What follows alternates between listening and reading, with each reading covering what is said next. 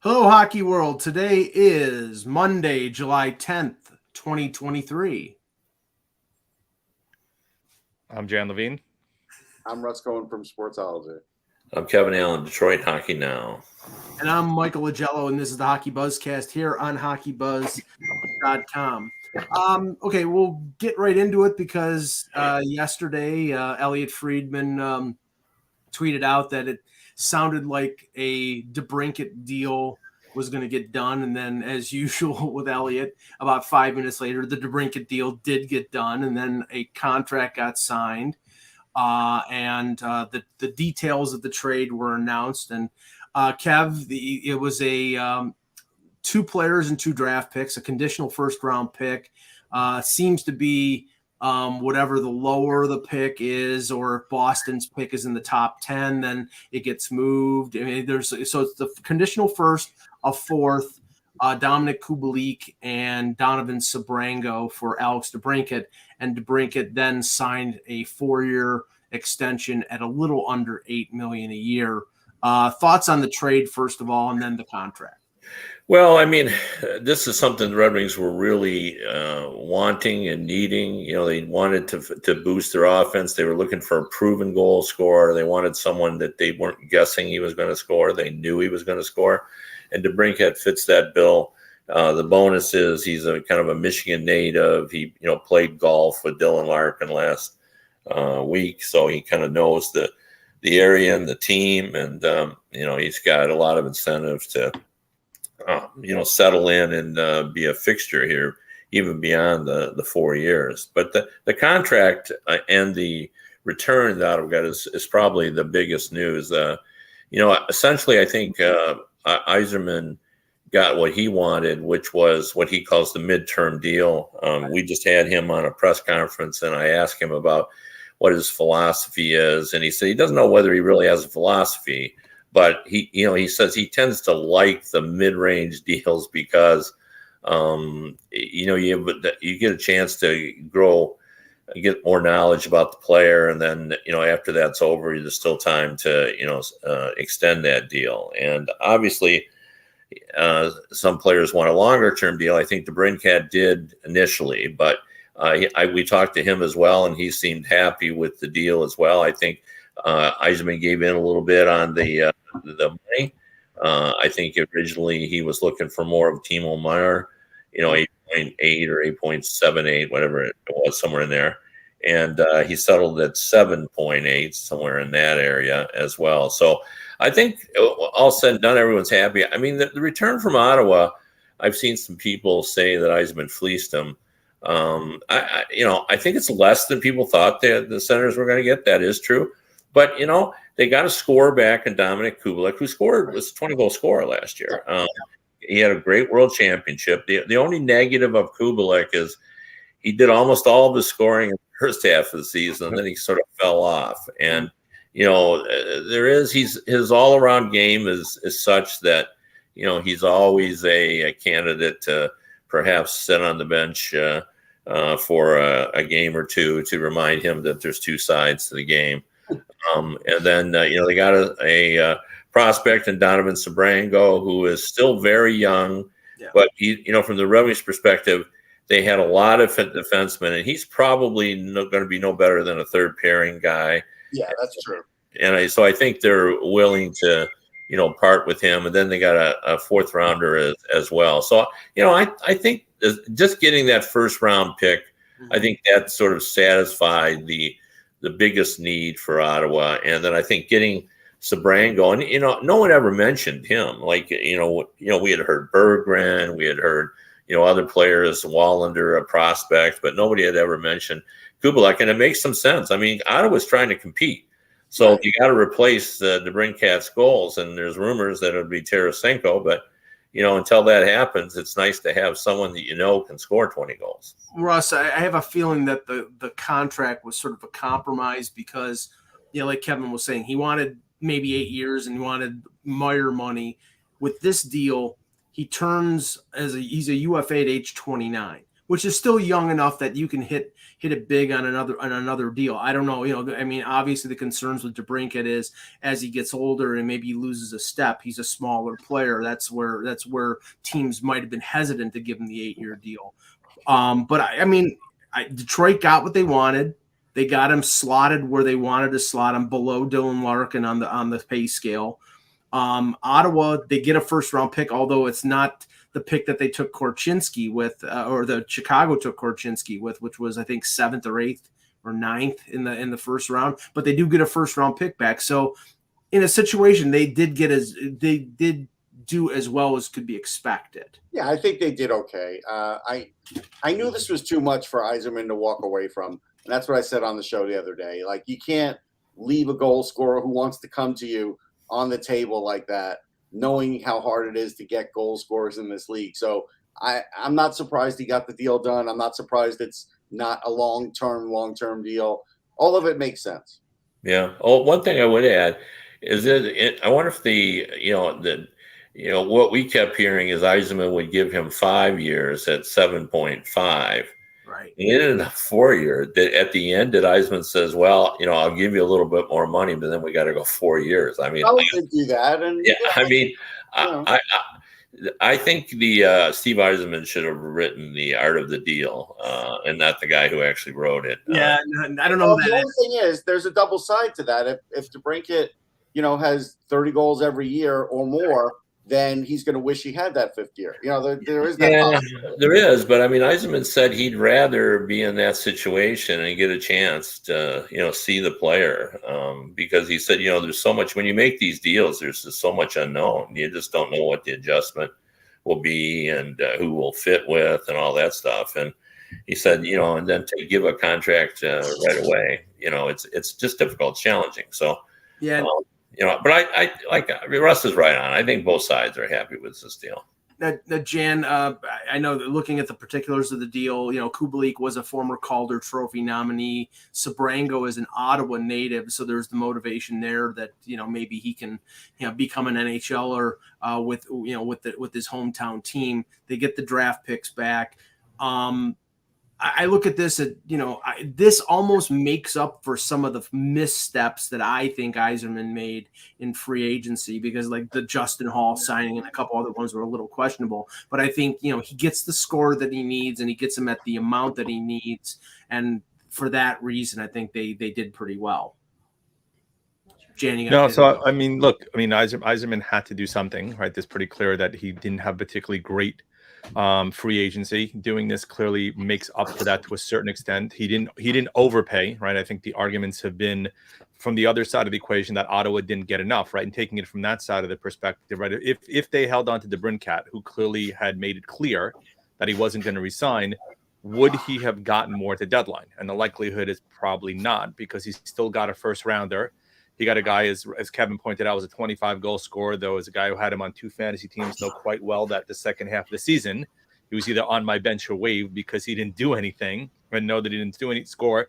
He's a guy that if Ottawa wants to try to move at the deadline also, they could try to move on from Kubalik. And then, as the rumor said, Kevin said, right, they're supposedly in the Vladimir Tarasenko sweepstakes. And if they get him and use that money to replace a guy in DeBrincat who did not want to be there, then it's a win-win for them. I mean, not a great deal, not necessarily. I mean, one that I think the averages have been like a C has been the rating I've seen in lots of different places for the Ottawa return. But I think the fact that they did at least get a first rounder for a guy who was going to leave them in about a year and didn't necessarily want to stay there, that to them is probably the big return, though maybe not a high enough pick for them to really be happy with it.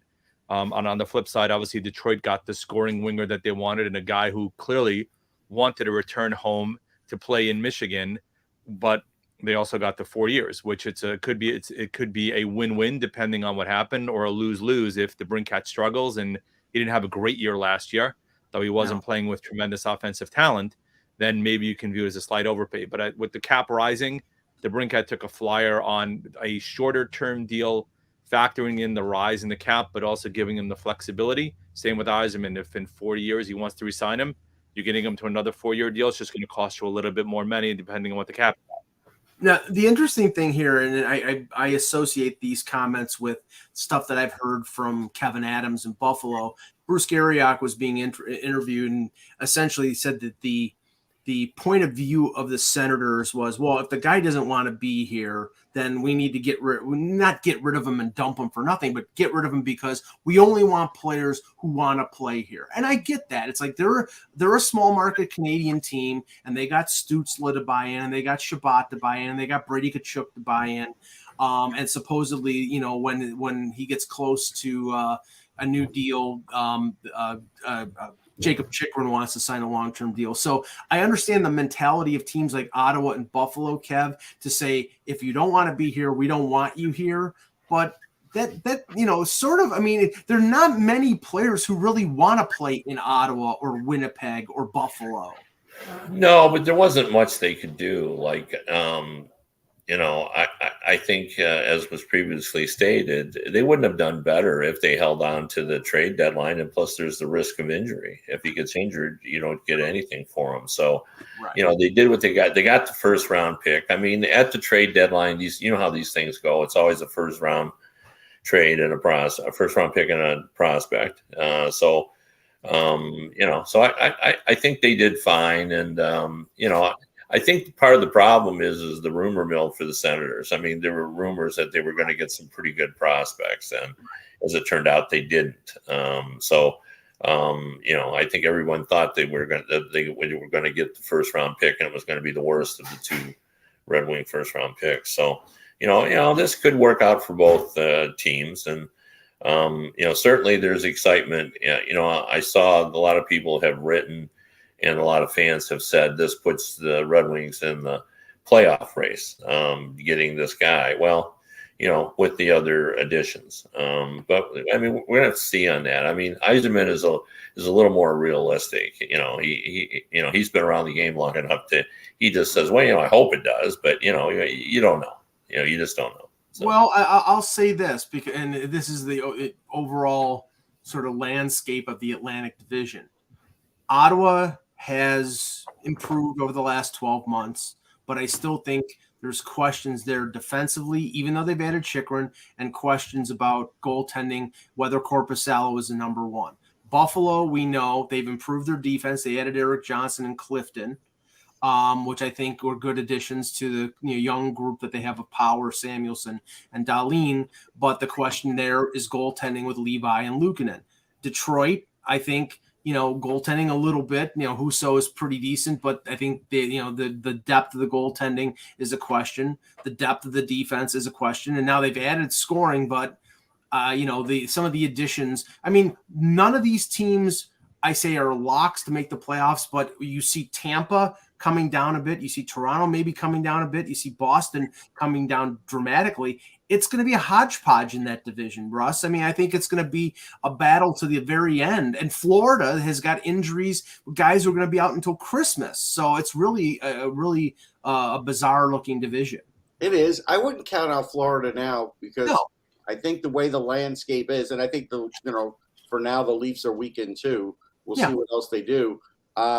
There's a lot up for grabs. So, like, if Detroit is in it, then they're going to have to act like a team that's in it this year. Like, if they're in it at the deadline, I expect them to act like a team that's in it at the deadline. And I think these teams will be. I think, the Sabres could be, depends on their goaltending. So there's going to be one or two surprises like that. I don't know about Ottawa, though. I'm not bullish on Ottawa right now.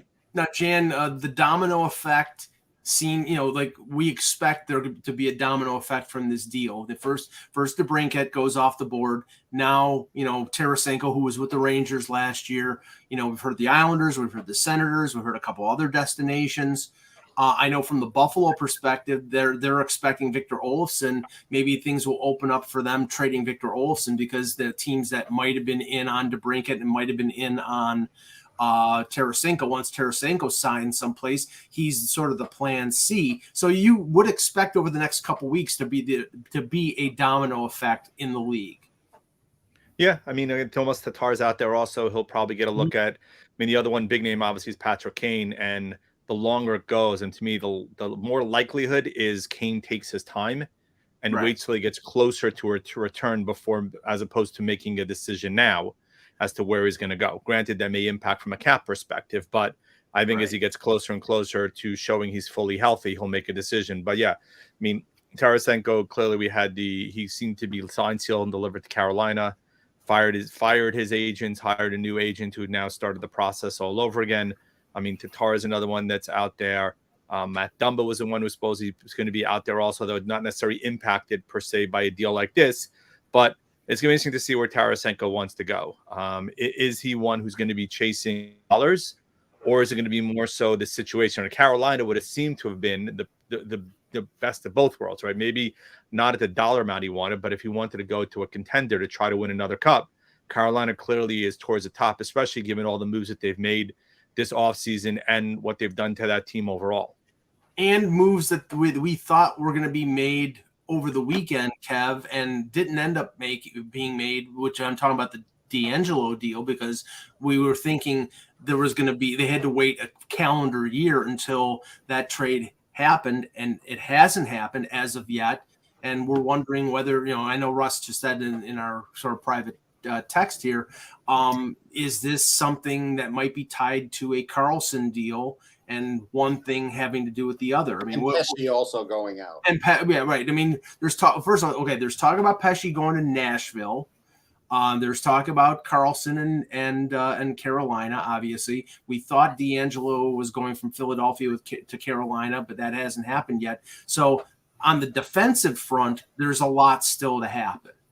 Yeah, I mean, I would guess, and this really is a guess, that what's going on in Carolina is just what Russ is alluding to, which is the cap space, is not right for them to make all the deals they want to make, and they've got to sort it out before they can even announce any of them, because they want to, you can in the summer, I think, carry 10% over.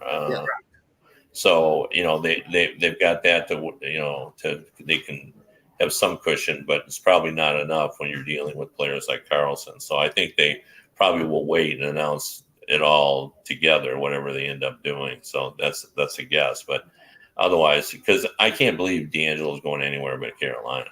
Right. Yeah, I agree. I don't think he's going anywhere else. As far as Tarasenko, I'd be surprised if anybody offers him more than 2 years. I don't think he's getting more than 2 years. Yeah. He might only get one. Yeah, he might only get one.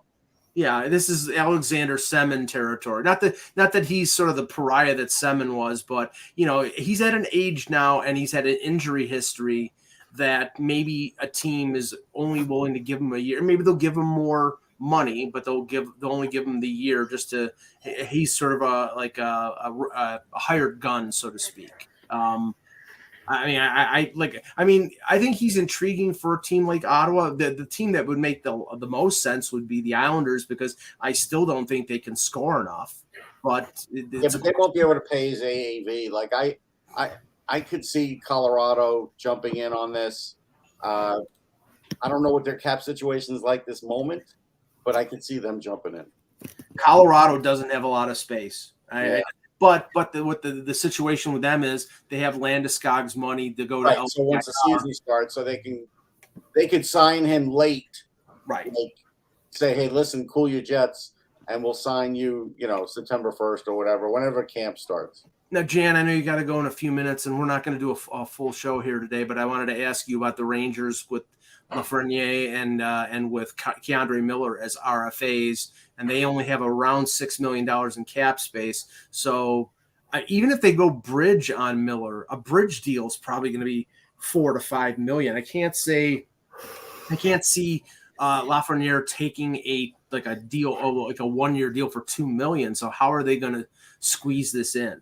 Well, I think the rumor I've seen is Laf in the 2.3 to 2.5 mil range, which is probably around where some other contracts have come in. I mean, that's kind of the general theme in terms of where they expect. And then Miller, to a certain extent, I think the Bowen Byram contract is going to be a kind of a guide, right? I think he got 3.785, if I remember correctly, in terms of a 2 year deal. I'm actually looking at 3.85. 3.85, right? So I figured anywhere in the 4 to 4.1 mil range still gives them enough room, right? I think you can argue clearly Miller has been a lot healthier than Byron's been. I think Byron is better. 4 on him is. I think Byron's better defensively, but I also think that Miller has a much more offensive upside than Byram has showed per se, at least as of right now. Miller's been prone to inconsistency because, as we all know, he's not been a defenseman for too long. I do think, though, they're going to try to keep him in the $4 million or so range in order to give a little bit of cap room that kind of frees up them to still make a move or two based upon why they are from an overall cap perspective. Yeah, I'm worried if they go much further than, like you said, 4-1, because he's just not worth it at this point. He's not. I mean, he may have reached his ceiling for points. I think because right now his inconsistent play is going to get him, especially with Laviolette. There's going to be times where he's going to cut some of his ice time if he's turning the puck over. So he may not get the opportunity to be a 60-point guy. Yeah, I mean, look, he's got the offensive upside. The problem is the defense, right, which has been an issue since the beginning. My hope is, and not that Housey was always great working with the guys from Buffalo, but I'm hoping Housey, being the offensive defenseman he was, can hopefully round out some of the rough edges. And then I'm hoping Don Muse also coming in, who's worked with younger guys, may be able to hopefully help him as well on that side of the ice, at least to a certain extent, in terms at least from the mental side of the game, which is something that he struggled with as well. Yeah. So, right, I mean, okay. Thanks, Jen. We'll just finish with this because I wanted to ask Kev, the news just came down, and this is, obviously sports related, but not hockey specifically. The news about the New York Times basically shutting down their sports department. Yeah.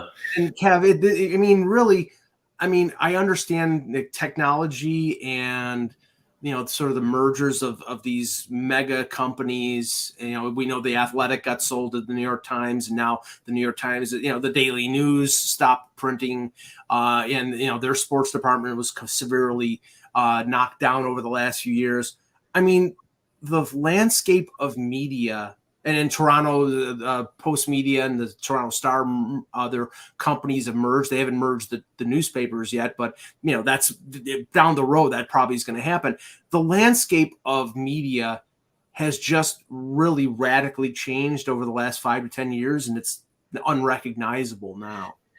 Yeah, I mean, it's just, it really is kind of a sad day for journalism. I mean, New York Times, like a bastion of journalism, and they've decreed that sports is no longer worthy of having a separate staff. Now, they do have the Athletic, they own that, so they have sports, but I think clearly they're, trying to say to you, you got to subscribe to both. If you want sports, if you want to see our sports. They're holding sports hostage. Yes, they are. And you got to subscribe to the Athletic. And, apparently they've said they're not going to lay off anybody. They're going to just reassign them. But, sports guys don't want to go to news, or they'd be in news, Right. And so, it's probably a sad day for the people within the department as well. But, one thing that I think, this speaks to, too, is the fact that there aren't many websites, or in this case newspaper / website, that the sports isn't an integral part, but the New York Times is so news centric. Yes. Yeah. Sports really isn't what it is at other websites. No, but I will tell you that, and I always used to criticize their sports as far as just saying, hey, they're like third or fourth in New York, but there are people who love the New York Times for certain things and still like sports. Right. And that's the problem, and that's why it was valuable to them, because they didn't need to be the best sports department. They just needed to be good. Right. And they used to be good. And I knew writers for them. I think the sad part here is this. Back in the old days, and again, look, when I started Sportsology, we thought, back in 2000, the newspapers were dying, and it took them, longer than we thought.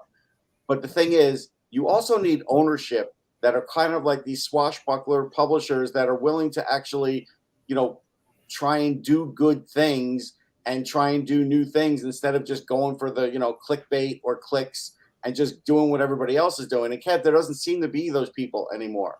No, I mean, and sometimes, the New York Times, like, they didn't cover sports. They never did the way that regular websites did. But their writing was so good. They did think pieces, where they would do long pieces that really, dug deep and got at the heart of the matter. They had some very skilled writers there for sure.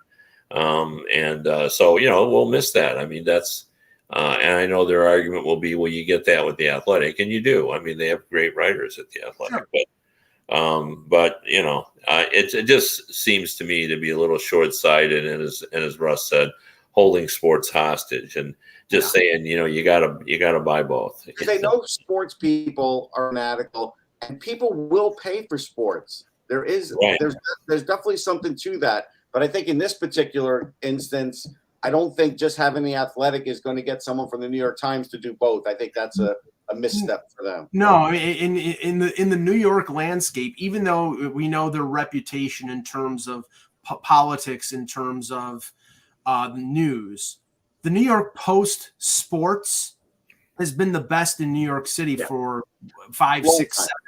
Yeah, I mean, Joel Sherman and people like that, and Larry Brooks, and obviously, so they've devoted resources, and but in terms of politics, so they are a conservative newspaper in a liberal town, but they make up for it because of their sports department is I think what sells them. With the New York Times, it sounds like they're just going all for the news side of it, and like you said, they're directing people toward the paywall with the Athletic, and they're going to miss out on the pickleball craze. I just got a PR. There's a league coming out now with all former athletes. They're going to miss out on that. And that'll keep them. I mean, you could still write that in the New York Times as entertainment. Yes. So. Is it a dill pickleball or a bread and butter pickleball? Former football players, former hockey players, all kinds. I'll bet you have an opinion on those two pickles, Mike. I'll bet you hate one and love the other. I'm definitely in the dill pickle. Dill is my favorite too. Dill is the favorite. Yes. Anyway, okay, we'll be back. We are probably going to start our summer schedule this week, which is Monday, Wednesday, Friday. Don't hold me to it. I'm speaking for myself, but I think that with the news starting to creep down, we'll probably end up doing that. But we reserve the right to change our minds. But we'll be back on Wednesday with another edition of the Hockey Buzzcast. For the departed Jan Levine, for Kevin Allen, for Russ Cohen, I'm Michael Agello. Thanks for watching, and remember, without the buzz, it's just hockey.